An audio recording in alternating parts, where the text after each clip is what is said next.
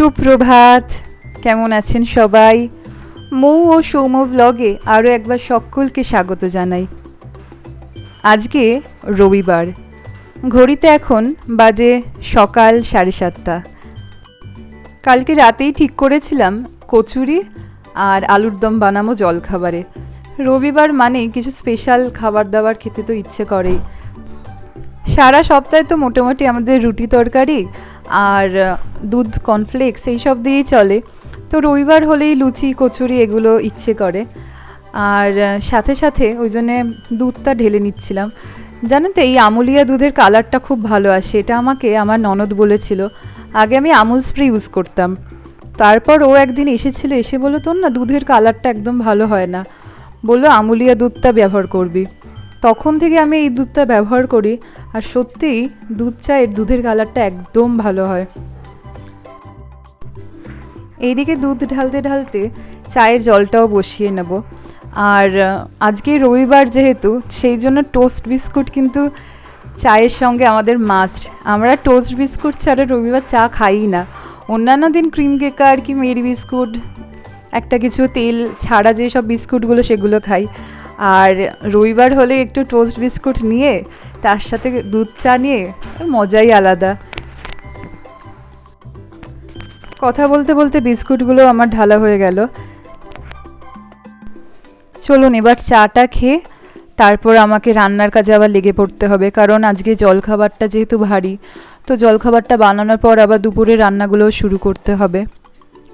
আর এই যে দেখুন, এই যে কাঁঠালটা আমার বাবা পাঠিয়েছিল, আমাদের বাপের বাড়ির গাছের কাঁঠাল। তো ইতিমধ্যে দুটো কাঁঠাল, বড় বড় কাঁঠাল তো শেষ হয়েই গেছে, এটা 3 নাম্বার কাঁঠাল। তো কবে খাবো সেই ভাবতে ভাবতে কাঁঠালের গাটা কীরকম সাদা সাদা হয়ে গেছে। আর এই যে মাসি আজকে কাঁঠালগুলো ছাড়িয়ে দিচ্ছে। তো আমরা মোটামুটি যখনই কাঁঠাল ভেঙেছি, আশেপাশে আমাদের যারা প্রতিবেশী আছে তাদের সবাইকে দিয়ে, আমার মাসিদের দিয়ে, আমরা নিজেরা খেয়ে তারপরেও অনেকটা ছিল। তো এটা 3 নাম্বার কাঁঠাল যেহেতু, আজকেও অনেকগুলো কোয়া হবে। তো এই যে কোয়াগুলো দেখুন, ভীষণ মিষ্টি ছিল আর ভীষণ বড় বড় ছিল। এই কার্বাইড ছাড়া কাঁঠাল খাওয়ার যে মজা, সেটা একমাত্র যাদের গাছ আছে তারাই কিন্তু বুঝবে। তো এই যে একটা বাটিতে আমি ঢেলে রাখছিলাম কাঁঠালগুলো, এটা পাশের বাড়ি আমার যে জেঠিমা আছে তাকে গিয়ে দিয়ে আসবো। জেঠিমারাও খুব কাঁঠাল খেতে ভালোবাসে।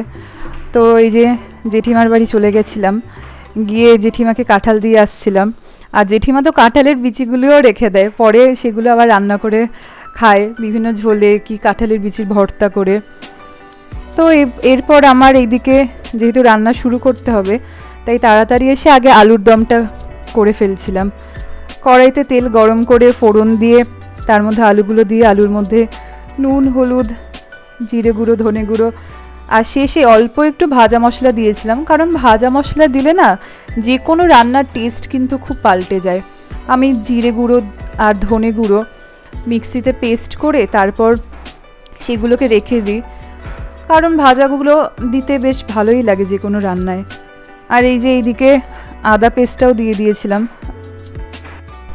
থাক আলুর দমটা এইদিকে আস্তে আস্তে হোক, আর কিছুটা হবে আলুর দম। এরপর আটা মেখে নিয়েছি। আর এইদিকে আমার আগেই ছোলার ডালটা রাত্রিবেলা ভিজিয়ে রেখেছিলাম। সেই ছোলার ডালটা মিক্সিতে পেস্ট করে তাতে অল্প একটু হিং, নুন, হলুদ সমস্ত দিয়ে পেস্টটা রেডি করে রেখেছিলাম। আর এই যে হাত দিয়ে পাকিয়ে পাকিয়ে দেখুন লিচিগুলোর মধ্যে পুরগুলো ভরে দিচ্ছি।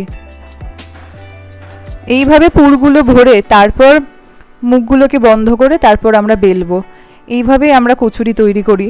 যেহেতু ময়দাটা খাওয়া উচিত না, আর ময়দাটা সাধারণত আমরা খাই না, তাই আটার যে পরোটা বা আটার যে লুচি সেগুলোই হয়, আর ফলেও কিন্তু খুব ভালো।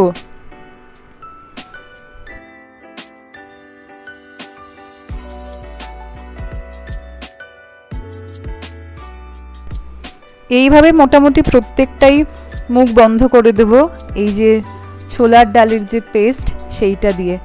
আর এই যে সবশেষে আলুর দমে ভাজা মশলার যে পেস্টটা সেটা দিয়ে দিচ্ছি। এরপর মোটামুটি আলুর দমটা হয়েই গেছে। ঠিক আছে, চলুন আলুর দমটা নামিয়ে নিয়েছি, আর এরপর তেলে এবার কচুরিগুলোকে ভাজবো। দেখেছেন আজকে কি সুন্দর কচুরিগুলো ফুলছে, আমার তো দেখেই খুব ভালো লাগছিল। কারণ এই কচুরিগুলোতে একটুও ময়দা ব্যবহার করিনি, তো পুরোটাই আটার। সাদা তেলে কচুরিগুলো কি সুন্দর টপাটপ করে আজকে ফুলে যাচ্ছিল। তো যাই হোক, কচুরিগুলো ফুলতে ফুলতে কচুরিগুলো এবার নামিয়ে নেব। আর এইদিকে আজকে আমাদের জলখাবারটাও তাড়াতাড়ি করে ফেলতে হবে, কারণ এইদিকে রবিবারের দুপুর, সেই দিকেও বেশ রান্না আছে।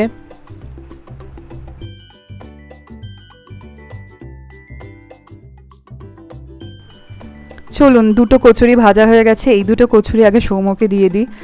ও মোটামুটি ব্রেকফাস্টটা যদি আগে করে ফেলতে পারে আমার একটা ঝক্কি বিশাল কমে যায়। এই যে ওকে আমি ব্রেকফাস্টটা দিয়ে দিয়েছি, তারপর আমরা সবাই মিলে ব্রেকফাস্ট করে ফেলবো। এবার ব্রেকফাস্ট করতে করতে দুপুরে রান্নার দিকে ঢুকে যাব। ব্রেকফাস্ট শেষ হয়ে যাওয়ার পর বসিয়ে দিয়েছিলাম আলু। আর আমাদের প্রত্যেকটা রান্না একটু আলুটা বেশিই হয়, আমার আলু খেতে খুবই ভালো লাগে।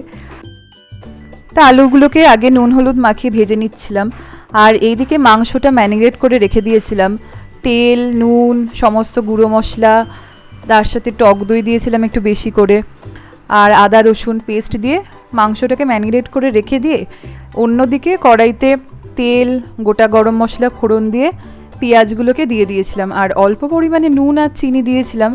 তারপর পেঁয়াজগুলোকে ভালো করে ভেজে তাতে আদা রসুনের পেস্টটা দিয়ে দিয়েছিলাম।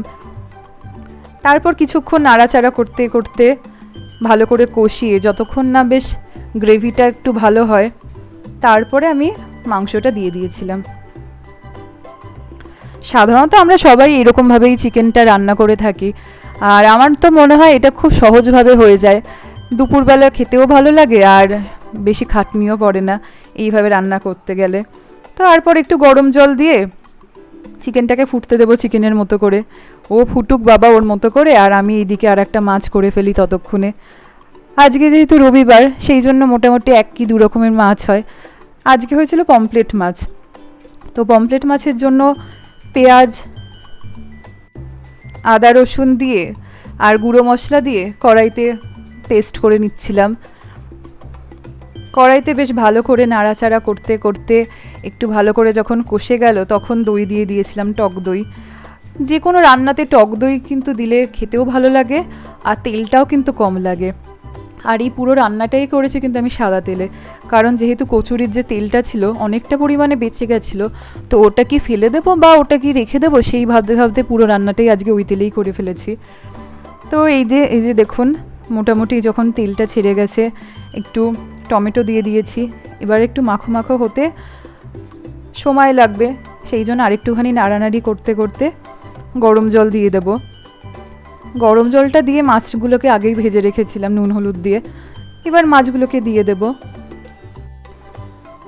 চলুন তাহলে মাছগুলো ফুটুক, আর এইদিকে দেখি মাংসটা প্রায় হয়ে এসেছে। মাংসটা হয়ে গেলে নামিয়ে রাখলাম। তো রান্না মোটামুটি আজকের মতো কমপ্লিট। এরপর ভাত বেড়ে নেব। তো সকলে ভালো থাকবেন, সুস্থ থাকবেন, আর ব্লগটা কেমন লাগলো অবশ্যই জানাবেন। যদি ভালো লাগে অবশ্যই একটি লাইক এবং কমেন্ট করবেন। সকলে ভালো থাকবেন, সুস্থ থাকবেন। দেখা হবে পরের আবার অন্য একটি ব্লগে।